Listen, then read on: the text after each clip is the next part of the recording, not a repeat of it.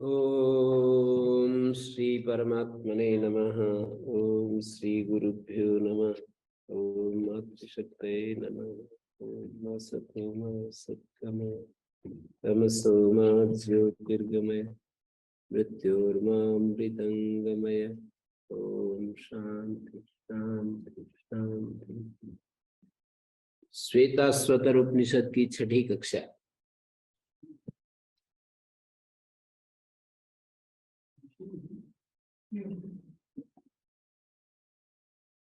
पृष्ठ संख्या 1180। चक्र संसार चक्र के रूप में जगत का वर्णन किया। चक्र जगत चक्र ब्रह्म का जगत चक्र के रूप में वर्णन, और अब आगे नदी स्रोत के रूप में ब्रह्म।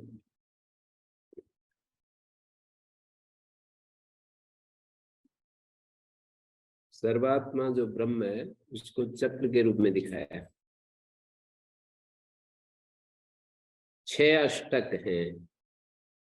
विश्वरूपम एक पाशम, कामना ही एक विश्वरूप पाश है। त्रिमार्ग भेदम, 3 मार्ग, अलग अलग 3 मार्ग। त्रिमार्ग भेदम, द्विनिमित्तैक मोहम। त्रिमार्ग भेद, त्रिमार्ग भेदम का अभिप्राय है धर्म अधर्म और ज्ञान। धर्म अधर्म और ज्ञान, ये 3 मार्ग। विश्वरूप एक पाशम, कामना विश्वरूप है, नाना रूप। एक कामाख्या पाशोस्य। स्वर्ग पुत्र अन्नादि आदि विषय भेद से जो कामना है, काम नामक एक ही विश्वरूप अनेक प्रकार का पाश है। विश्वरूप एक पाश वाला। कहीं उस कामना स्वर्ग चाहती है, कहीं पुत्र चाहती है, कहीं अन्नादि चाहती है, कहीं सम्मान, कहीं पावर, कहीं कहीं कुछ कहीं कुछ।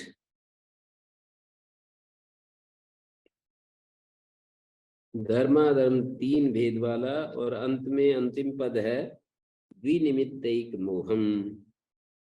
2 जो पुण्य पाप हैं, इन दोनों का एक ही निमित्त मोह है। ये मोह क्या चीज है? अनात्मा में आत्माभिमान। देह इंद्रिय मन बुद्धि इंद्रियां, सब देह प्राण मन बुद्धि इंद्रियां, ये जितने भी जात्यादि, इन अनात्म चीजों में आत्माभिमान ही मोह है। तो द्विनिमित्तैक मोहम, 2 निमित्त पाप पुण्य। पाप पुण्य इन दोनों का एक ही निमित्त है, मोह। द्विनिमित्तैक मोहम, 2 निमित्त पाप पुण्य, उनका एक ही मूल में है मोह। पाप और पुण्य दोनों के मूल में एक मोह है। मोह माने देह इंद्रिय मन बुद्धियों के, मन बुद्धि जात्यादि के साथ जो अनात्म रूप हैं उनके साथ आत्म रूप से अपने को देखना। माने अस्मिता क्लेश जो योग दर्शन में कहा है, या अनात्म में आत्मबुद्धि है। देह इंद्रिय मन बुद्धि ये सब अनात्म पदार्थ हैं। इन अनात्म पदार्थों में आत्माभिमान, यही मोह का रूप है। तो ये एक जो मोह है, ये 2 निमित्त वाला पाप पुण्य।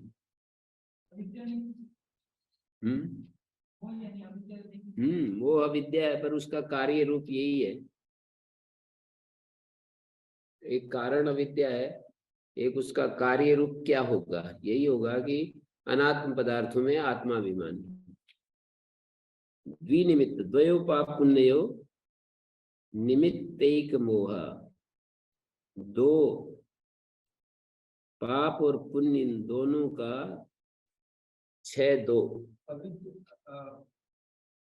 अविद्या तो एक मतलब बड़ा हो गया। अविद्या के नीचे मोह, अविद्या के अंदर मोह, और वो मोह पाप पुण्य का, पाप और पुण्य का जो निमित्त है ना, मोह है। अविद्या तो है, लेकिन अविद्या में से मोह पाया, अविद्या कारण है ना सब चीजों का, तो उसका जो कार्य रूप है वो मोह है, अविद्या का ही। और उस वो जो मोह है उसके चलते पाप और पुण्य इकट्ठे होते रहते हैं। यदि आत्मा अलग हो जाए और अनात्मा अलग हो जाए और अनात्म में आत्मा विमान खत्म हो जाए तो पाप पुण्य भी खत्म। तो अनात्म में जो आत्माभिमान है ये मोह का रूप है, और ये पाप और पुण्य का निमित्त बना हुआ है। द्विनिमित्तैक मोहम, दो का निमित्त एक मोह है, जिसका समास का स्वरूप ये है, द्वयो पाप पुण्यो एकः निमित्तम मोहाख्यः यस्य। मोह क्या चीज है? अनात्म में आत्माभिमान है। जो अविद्या है, अविद्या के कारण सभी अविद्या में पाप पुण्य तो दोनों ही पाप पुण्य कारण बनेगी। अविद्या अस्मिता के कारण, वही तो कह रहे हैं, पाप और पुण्य का षष्ठी है, द्वयो निमित्तयो, दो जो निमित्त हैं पाप और पुण्य, इनका एक मोह, पाप और पुण्य का द्वयो पाप पुण्यो निमित्तम, एक मोह ही निमित्त है, जिसका पाप और पुण्य का एक मोह ही निमित्त बना हुआ है। पाप भी मोह के कारण होता है, पुण्य भी मोह के कारण। तो सभी तरह की अविद्या द्वेष के कारण हम कह सकते हैं वो तो अपने आप ही सारी चीज इकट्ठी हो जाएंगी जब ये बात बोलेंगे। इसको आप यूं भी कह सकते हो, अविद्यादि पंच क्लेश। मोह का मतलब यहाँ पर अविद्या, और अविद्या का पूरा फैलाव, पूरा परिवार। मैं सोच रहा था अविद्या में से मोह के कारण ये होता है, तो ठीक है ना, कारण ये होता है, ऐसा पूरा अविद्या का जो पूरा परिवार है पंच क्लेश के रूप में होता है, वो निमित्त बन जाता है पाप पुण्य का।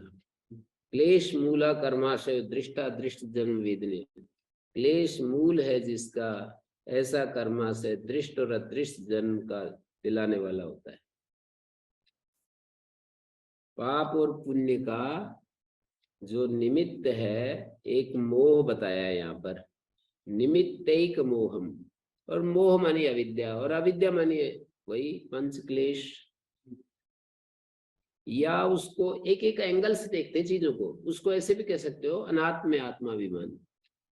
अस्मिता आ गया ना, अस्मिता के अंदर, मोह अस्मिता के अंदर आ रहा है, तो कोई जरूर वो मैंने कहा ना, एक एक एंगल से चीजों को देखते हैं, एक एक दृष्टिकोण से देखते हैं चीजों को, तो उसमें भी सारी चीज समाहित हो जाएंगी।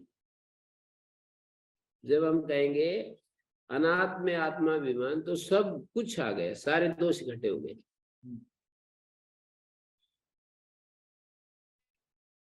और एक दूसरे एंगल से देखेंगे तो 5 क्लेश कह देंगे।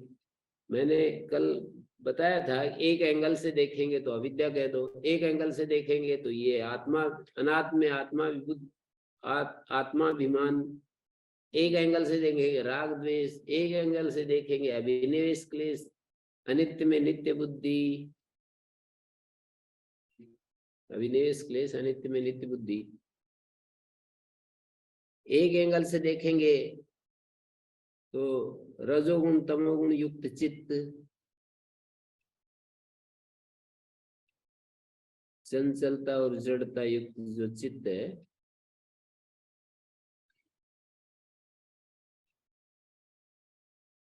और 6 षट क्या क्या है, वही है अष्टक, षट भी अष्टक ही। 6 अष्टक क्या क्या है? तो एक प्रकृति अष्टक, भूमिराप अनलो वायु खम मनोबुद्धिरेव च, प्रकृति अष्टक। प्रकृति अष्टक एक है, यहाँ पर 1171 पेज पर भाष्यकार ने दिया है प्रकृति अष्टक, देखिए संस्कृत भाग में। फिर धातु अष्टक, त्वक चर्म मांस रुधिर मेद अस्थि मज्जा शुक्र। ऐश्वर्याख्य भावाष्टक क्या है? धर्म ज्ञान वैराग्य ऐश्वर्य, अधर्म ज्ञान अवैराग्य अनैश्वर्य, ये भावाष्टक हो गए। माने बुद्धि के जो 8 रूप हैं।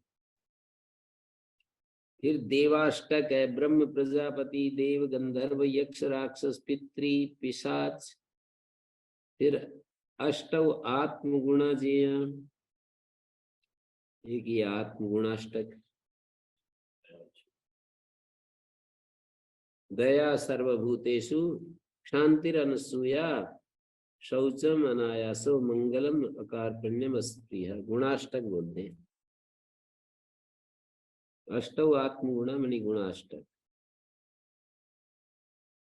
तो इस तरह से 8 के 6 समूह। हाँ, 8 के 6 समूह हो गए। 1 2 3 4 5 6 कैसे हुए? प्रकृति अष्टक, धातु अष्टक और अणिमादि अष्टक, ऐश्वर्य अष्टक बोलते हैं। अणिमादि तो अलग है, अणिमादि का विस्तार नहीं किया है, ऐश्वर्य का विस्तार किया है। नहीं, यही अणिमादि अष्टक। ठीक है, तो नहीं होता है 1179-80।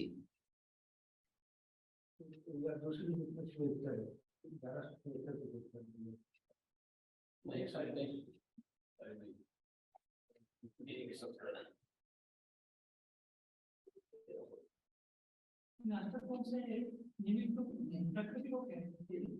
नहीं, 8 चीजों के 6 समुदाय। ये है ना 8 चीजों के 6 समुदाय हैं। इसको इन्होंने ये कहा ना अष्टकई षड्वी, ये जो चक्र है ना 6 अष्टकों से युक्त है। एक नेमी है इस चक्र में, 3 गुणों से ढका हुआ है ये चक्र, लिपटा हुआ है, घिरा हुआ है। और 16 नहीं,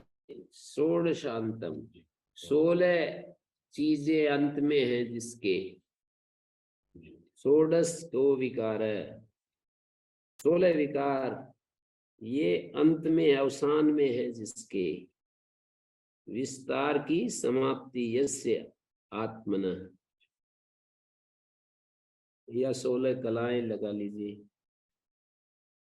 शतार्ध धारम अरे, 50 अरे, ये जो भाव सर्ग प्रत्यय सर्ग है ना, वही 50।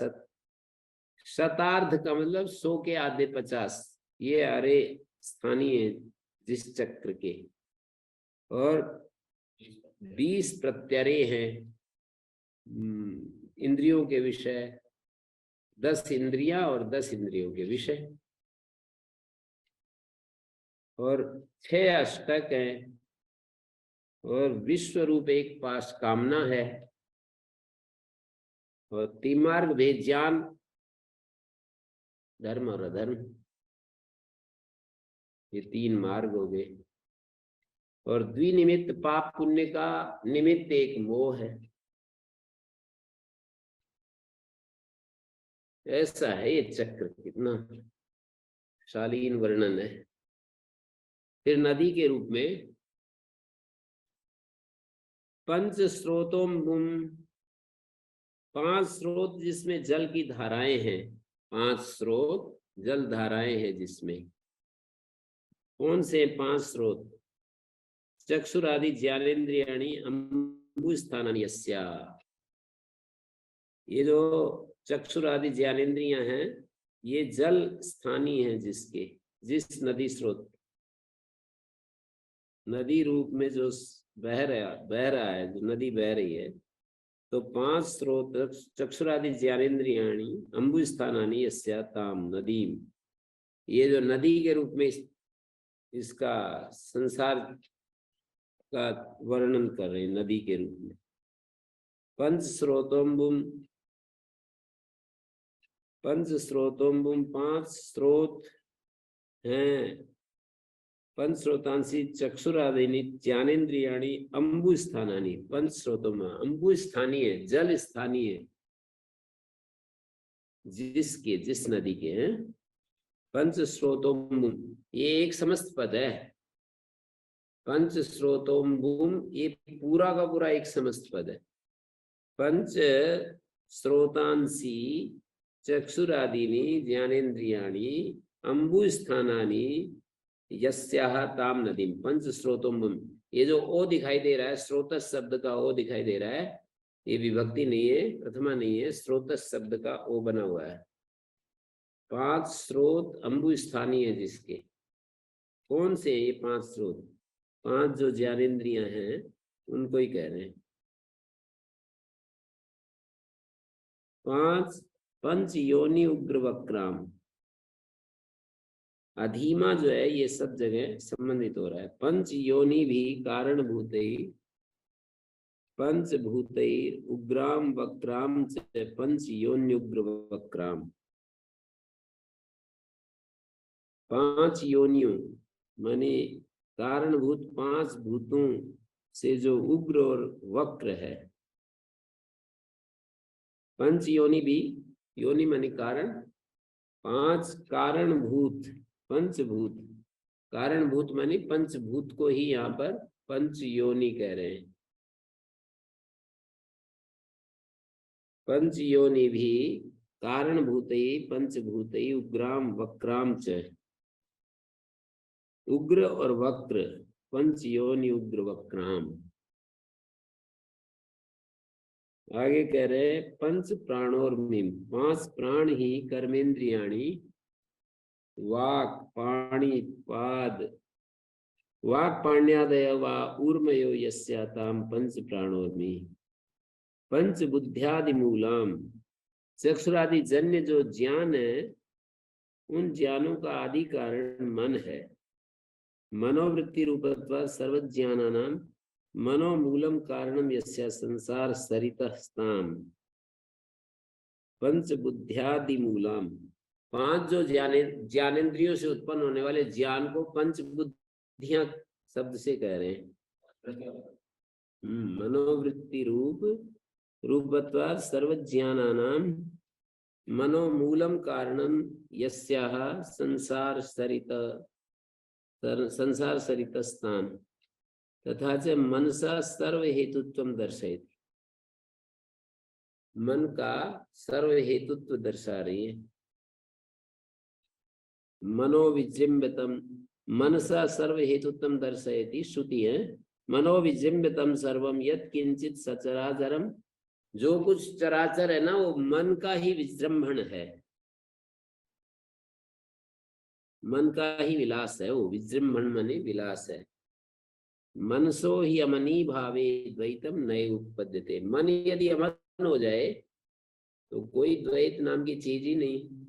द्वैत नहीं है तो ये संसार में जो भेद प्रतीति है खत्म, सुसुप्ति जैसी स्थिति आ जाएगी। वैसे सुसुप्ति से भेद है, उस जो तुरीयावस्था है वो बिल्कुल सुसुप्ति जैसी नहीं है, क्योंकि वहां ही मना कर रखा है, नान्तः प्रज्ञम न बहिष्प्रज्ञम न उभयतः प्रज्ञम। तो उभयतः प्रज्ञम न प्रज्ञान घनम, यहाँ पर प्रज्ञान घन का मना किया है। नान्तः प्रज्ञम न बहिष्प्रज्ञम, जागृत अवस्था और स्वप्न अवस्था का मना किया है।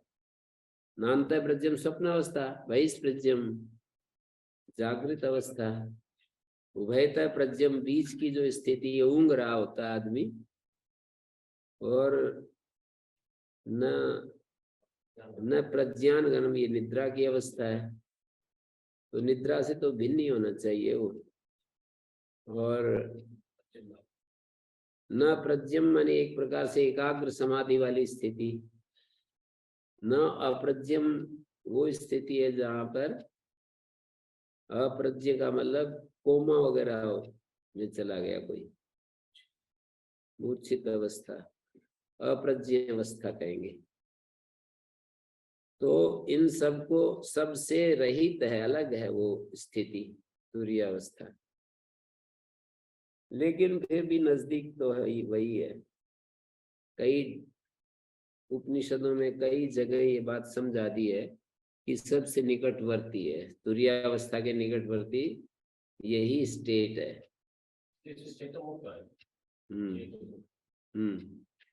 चेतो मुक्त आने के लिए भी जाने के लिए भी सही समझे हो। चेतो मुख,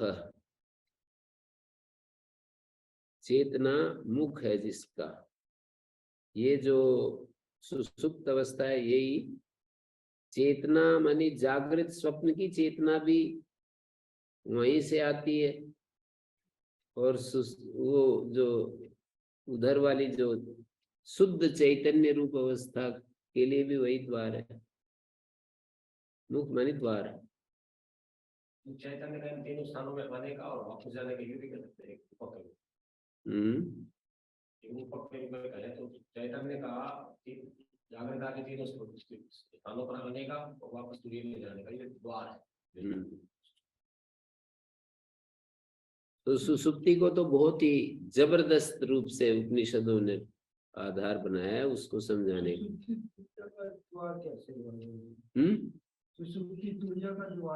सुसुप्ति बिल्कुल निकटतम है ना तुरीय के साथ, तुरीय अवस्था के निकटतम है। तो अज्ञान में होता है, एकाग्रता से तो हम चले जाए, अज्ञान में बैठा है वो तुरीय कैसे सारी स्थिति तो वो तो एग्जाम्पल, क्योंकि हम तुरीय को तो देख नहीं सकते, सुसुप्ति को अब देख रहे हैं, इसलिए बात कर रहे हैं। सुसुप्ति की सारी स्थिति बनी रही, केवल अज्ञान है। वो तो ठीक है, बट वो जब मतलब नियर तो हुआ नहीं ना, एक तुरीय तो यहाँ हो गई, सुसुप्ति यहाँ है। नहीं, बहुत नजदीक है। देखो उसको भी समझो, वो जो विरोचन और प्रजापति के संवाद में एक एक स्थिति को समझने के लिए सबसे पहले 32 वर्ष तक वो रहे, तब उनको बताया उपदेश, प्रथम उपदेश ये दिया कि तुम अपना आंख में देखो, कटोरे में पानी भर करके देखो, यही आत्मा है।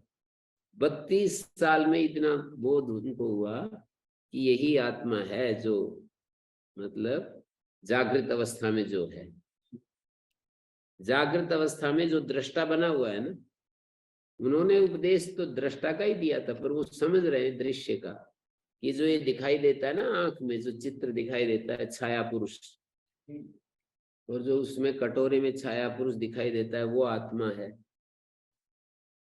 ठीक है, छाया पुरुष उसमें कटोरे में। बोलेगी ये तो मेरी समझ में नहीं आई।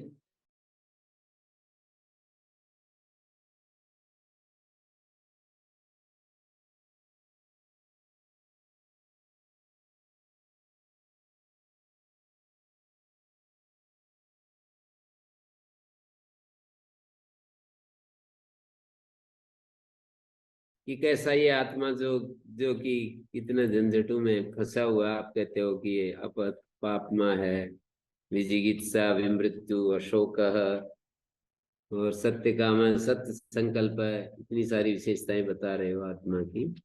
आचार्य जी थोड़ा सा ये डिस्कनेक्ट हो गया था, थोड़ा सा बता दीजिएगा। हाँ बता रहा हूँ। जी आचार्य। इंद्र को 32 वर्ष बाद ये उपदेश दिया कि ये जो आंख में दिखाई देता है ना, अक्षिणी पुरुषो दृश्यते स आत्मा, उन्होंने तो उपदेश वही दिया, एतम एव तु आत्मानं भूयो अनुव्याख्यास्यामि। बार बार एक वाक्य बोलते हैं प्रजापति, एतम एव तु आत्मानं, एतम एव तु भूयो अनुव्याख्यास्यामि। अच्छा, इसी आत्मा का जो मैंने कहा ना और व्याख्यान करूंगा, इसी आत्मा का जो आंख में पुरुष दिखाई दे रहा है, इसी आत्मा का, तो 32 साल बाद फिर स्वप्न पुरुष का वर्णन किया कि स्वप्न में जो दिखाई देता है ना, वो आत्मा है। बोले ये भी कुछ कुछ समस्याएं तो समाधान हुई, पर ये तो वहां भी डरता है, वहां भी भागता है, ये सब करता है। और एक तरफ आप 8 चीजें बताते हो, आत्मा सत्य काम है, सत्य संकल्प है, और अपहत पापमा है, विमृत विजिगित्स है। विजिगित्स माने भूख, जिगित्सा भूख की इच्छा होती है, अपिपास, विमृत्यु विशोक, सत्य काम है, सत्य संकल्प। तो ऐसा ऐसा है, और ये तो इस पैमाने पर खरा नहीं उतर रहा। फिर बोले कि अच्छा तो और 32 साल रहो, तो 32 साल बाद सुसुप्ति में जो पुरुष है वो आत्मा है। एक हर बार एक वाक्य बोलते, एतम एव तु आत्मानं भूयोन व्याख्यास्यामि। हाँ, जिसको पहले हमने बताया उसी का फिर व्याख्यान करूंगा, और भी थोड़ा विस्तार से व्याख्यान करूंगा। तो उन्होंने सुसुप्ति पर पहुंचा दिया। सुसुप्ति पर पहुंचाने के बाद वो बोले कि इसमें तो मैं हूं, अपने आप को ही नहीं जानता है। जो हमें अभी पढ़ रहे थे कि ये कैसा ज्योतिष, हाँ, अपने को भी नहीं जान रहा। तब 32 से 5 वर्ष पर आ गए। देखो ये अच्छा 5 वर्ष और रहो हमारे पास, तो इतना नजदीक लग गया ना यात्रा करते करते। तो इसलिए ये कह रहे हैं कि चेतो मुखा मतलब चेतना, चेतना जो वो परम चेतना है ना, वो मुख बनी हुई है जिस सुसुप्ति का। चेतो मुख तो सुसुप्त पुरुष का, सुसुप्त अवस्था का विशेषण है ना। प्रज्ञान घन और आनंद भूख आनंदमय, चेतो मुख प्राज्ञ। तो ये चेतो मुख, चेतना ही जो जागृत और स्वप्न की चेतना है, वो जागृत स्वप्न की चेतना एक प्रकार से वो भी कह सकते हैं कि यहाँ मूला विद्या है, मूला विद्या नहीं है। मूला विद्या से उत्तर मूला में तो आगे केवल कारण रूप के चाहिए, उसको हटाते हैं, व्यवस्था है। हाँ वो तो ठीक है, कारण अविद्या के हटाने से वैसा ही तो आगे दिखाया है फिर 12वें खंड में कि क्यों नहीं तुम जान रहे हो, इसका कारण है वो मैं बताता हूँ। तो 12वां खंड शुरू होता है 11वां से बाद 12वें खंड में फिर ये सब 12वें 13वें में ये सब बताया क्यों क्यों ऐसा हो रहा है, तुम अपने को भी नहीं जानते हो। वैसे चेतो मुखा का समास के अनुसार अर्थ करते हैं ना, तो उलझ पुलझ हो जाता है आदमी। चेतना मुख है जिसका, चेतना का मुख है जो ऐसा नहीं नहीं नहीं नहीं, वो ऐसा नहीं होता है। चेतना का मुख है जो, ऐसा समास नहीं होता है संस्कृत भाषा में, ऐसे नहीं होता है कि चेतना का मुख है जो, नहीं इस पुस्तक में है।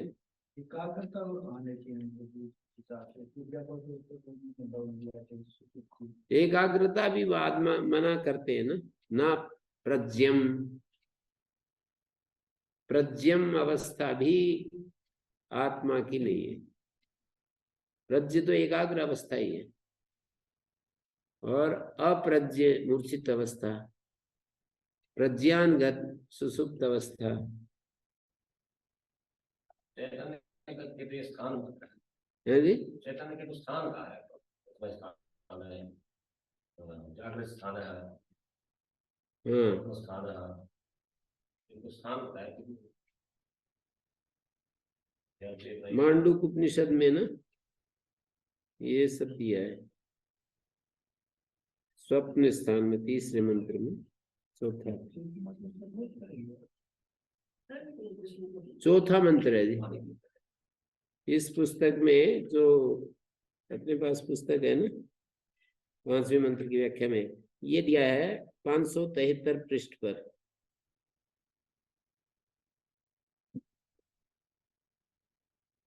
मनसो विषय विषय आकार स्पंदन आयास दुख भावात आनंदमयानंद प्रायणानंद अनात्यंतिक लोके निरायास स्थिता सुखी आनंदा भूत।